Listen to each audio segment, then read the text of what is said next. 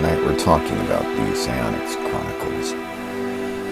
Yeah, the coming into the magical thinking. Why did I start personally? What does this even have to do remotely with science, the occult, mysticism, the paranormal, supernatural? And what does this mean to you? So what it means to you, first of all, is if you're wondering about the world, you're thinking in terms of practicality.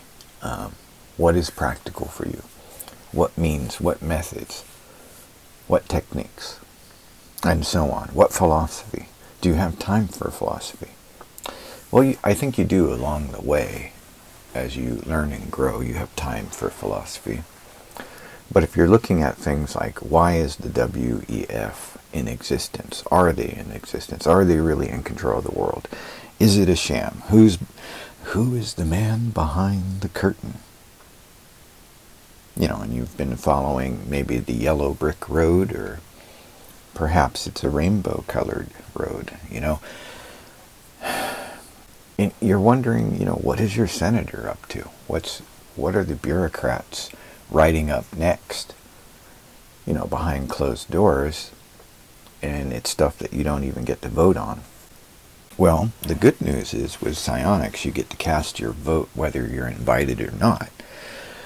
So some people look at that and go, well, that's shady in and of itself. But, this is the world, You got to do what you got to do. So psionics is essentially, it's very black and white. It's information magic, okay? And we're going to kind of avoid talking about the difference between science and technology tonight, because this is more about my venture into magical thinking, the paranormal and supernatural. And then what this means to you. Like, why get involved? Why learn what I have to teach you? So for me, we'll start at the beginning. When I was a kid, I had these experiences, sort of like in early stage puberty, like a psychic puberty, where my mind was expanding. And I didn't know why. Of course, I didn't ask for this. It just happened, and this is not entirely unique. It's a little rare because it doesn't happen to everybody, but it happens to enough people that we can talk about it. We can start taking some serious interest in what is this supernatural world that we live in. What is this matrix reality? I think a lot of people are waking up to that, saying, this reality, it's got to be simulated. Why are we here? What's the meaning of life? We always come back to that, don't we? What is the meaning? So I was having these expansions of consciousness at like age 6, 7, 8, 9, 10, and on up. But like, imagine for a moment at the age of 7, getting up, walking out of my room, getting ready to go about my day, and then bam, I'm just hit by an expansion of consciousness where I know things that are going to happen later on in the week. Images are flickering into my mind's eye, and I have this sense of what it would be like, or what it's like to be a senior citizen at the age of 6 or 7.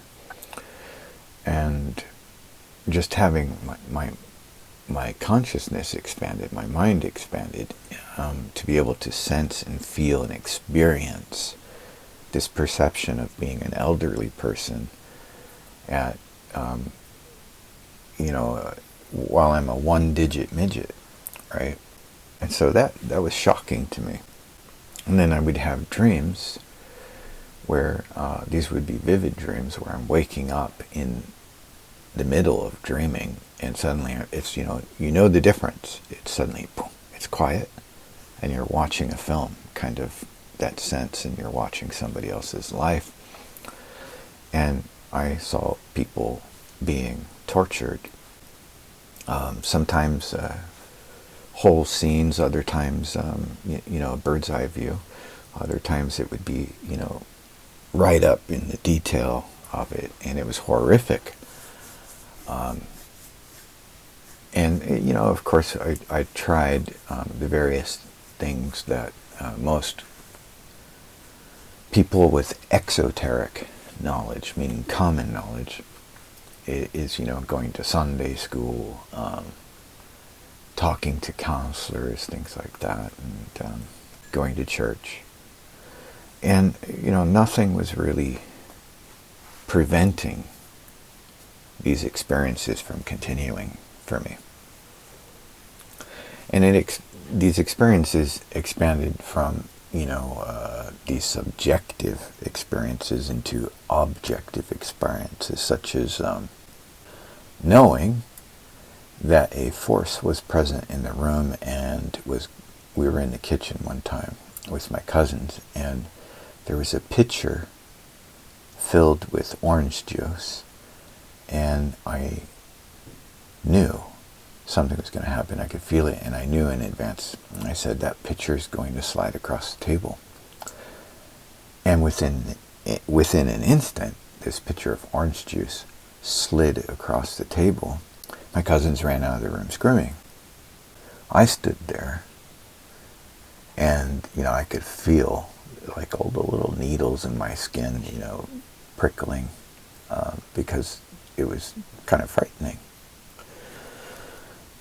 So these experiences continued all the time. To make matters more difficult, I was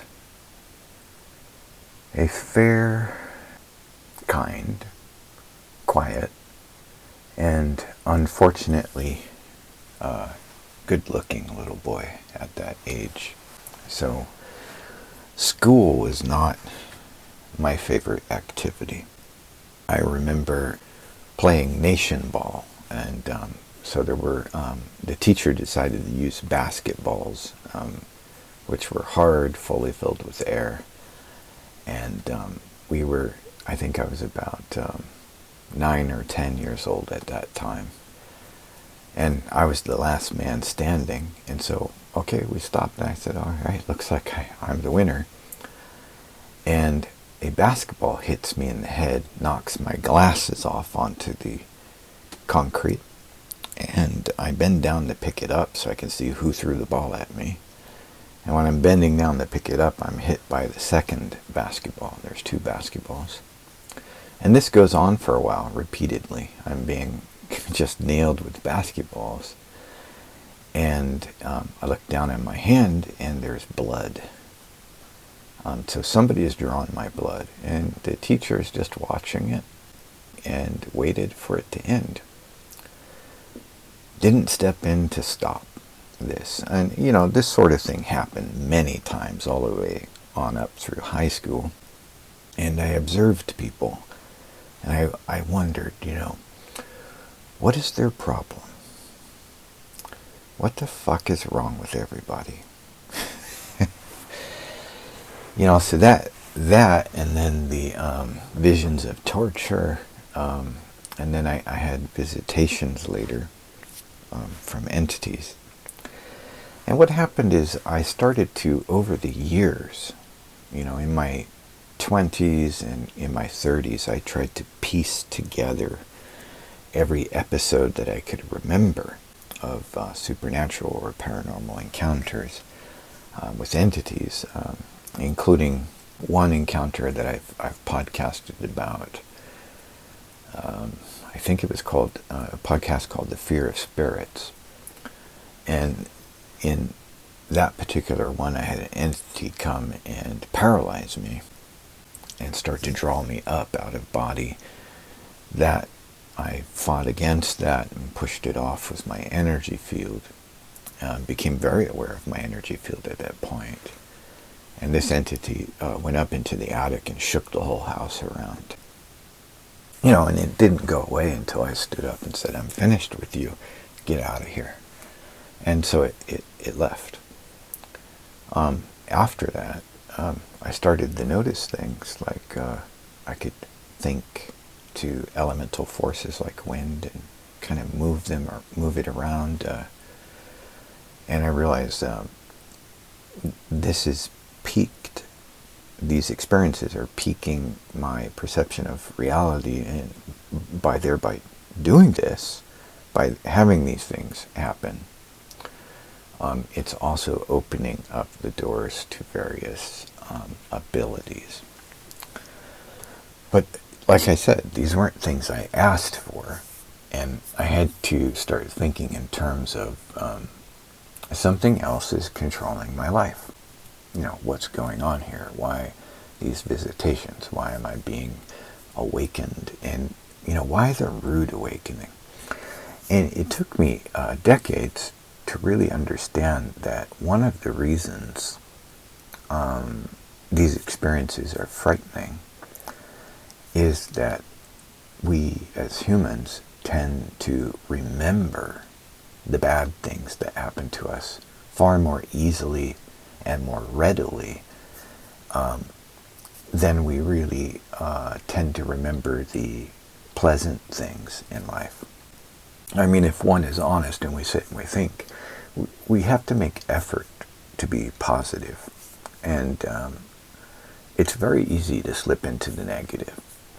So perhaps negative and frightening experiences allow us to remember and to wake up and open these doors to reality and take a good look at what's going on and see beyond space-time. Because I think we're more than just these meat bodies walking around. I think we are luminous beings. But in order to transform and transcend these lower realms, we have to go through a process of metamorphosis, like the caterpillar, before becoming a butterfly, must build this cocoon. So this began my journey for looking.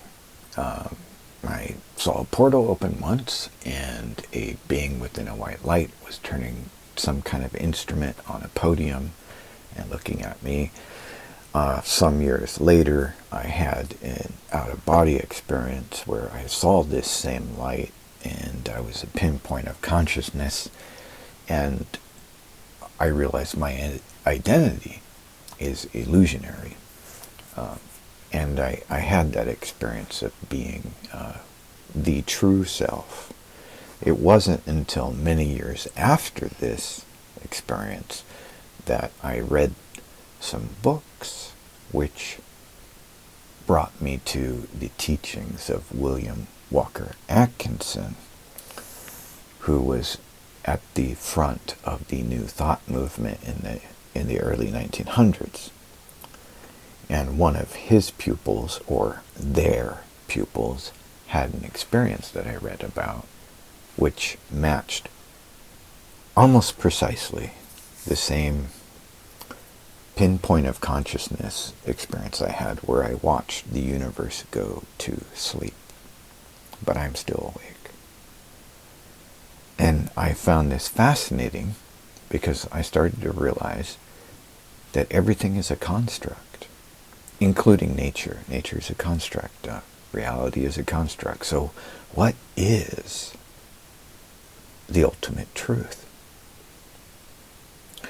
So I began my journey piecing things together, looking at metaphysics, comparing it to science, and trying to read in between the lines, figure out reality. I read through occult and magic books. I read through the Bible. I read through the teachings of the compassionate Buddha.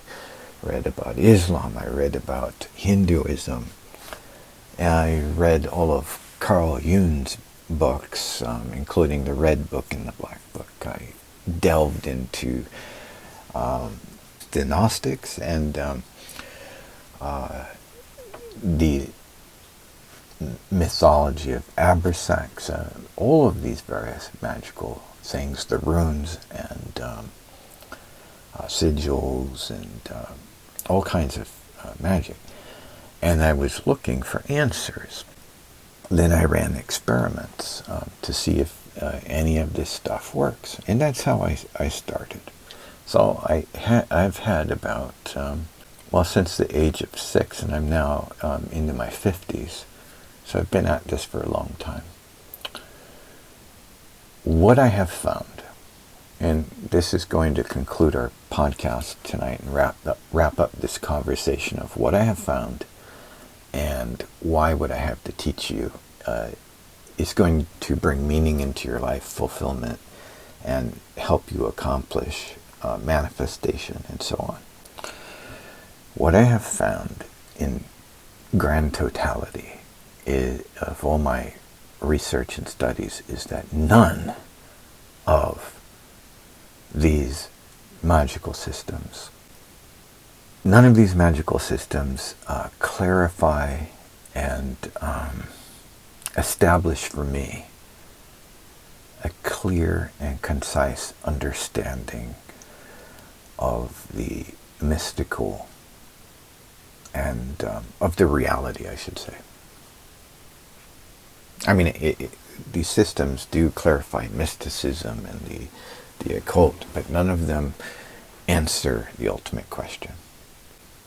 So, although we may not understand what we're perceiving, per se, the benefit of psionics philosophy is we can break things down into paramathematics, I might call it that, meaning that we're borrowing technology, but it's not the same thing as science per se.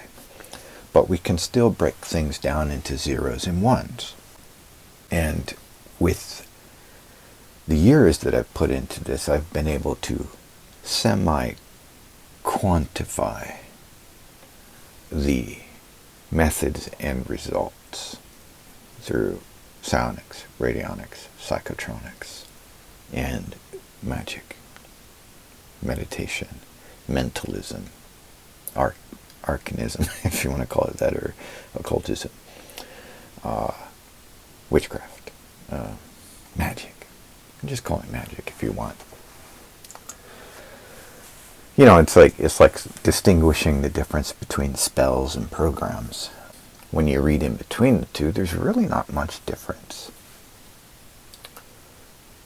So, if we can break things down into zeros and ones, we learn a way of meditating with the turn of each dial. We learn a way of meditating with an image or thought and reaching a very simple, focused state of mind. We can accomplish so much more than if we were to have to perform all these various ceremonies and call up various external names and plumb through various grimoires. So, we're basically, metaphorically speaking, we're still lost at sea. And I'm referring to those of us who seek the mystery. We're still lost at sea. Or some of us may be, metaphorically, we've awakened on a remote island. Sometimes it can feel like that. But essentially, we're stranded at sea, and we're looking off into the horizon, and we see, oh, that mirage, is that an island? No, it's a volcano. No, it could be a continent. No, it's a giant whale coming this way. Is it coming at me, or am I drifting towards this island?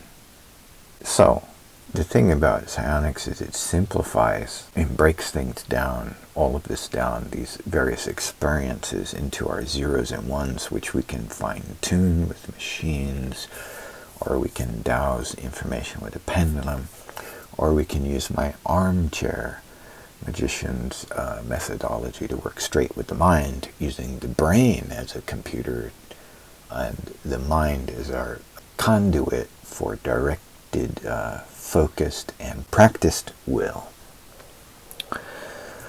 And that's why, essentially, what I have to teach you will work for you, because it's narrowed down into a system you can work with that will not confuse you. Straightforward, psionics is information, magic, mind magic. And then we have our gadgetry and machines to sort of help us. And nothing could be simpler. Nothing could be simpler.